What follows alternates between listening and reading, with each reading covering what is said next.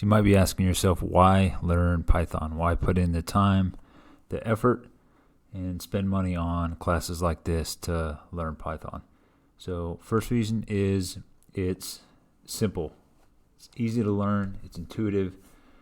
It's not a lot of programming syntax, semicolons, and the such.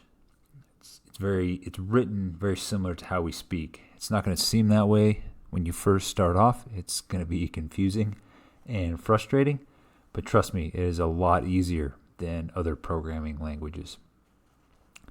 And as you learn in Python, the skills that you do learn, they're going to transfer to other languages. So if you want to jump to, say, Java or Dart or C, something like that, the concepts like variables, for loops, functions, and methods that you learn in Python, they're not going to be exactly the same syntax in those other languages, but the concepts, how you use them, why you use them, when you use them, will remain the same.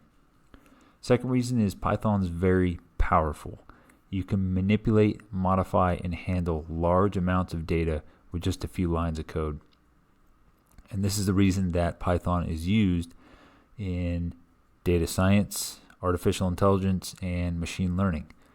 Very large companies use Python because it is so powerful. Google, Netflix, the list goes on and on. Companies that use Python simply because it is very useful and very powerful. So, third reason, it is useful to you, both at home and at work. It can automate repetitive tasks, both in and around your home, the things you do there, and at work. One of my first motivations to learn programming was to automate tasks at work that were just mind-numbingly repetitive. And Python was the first language that I started to learn. I fell in love with it.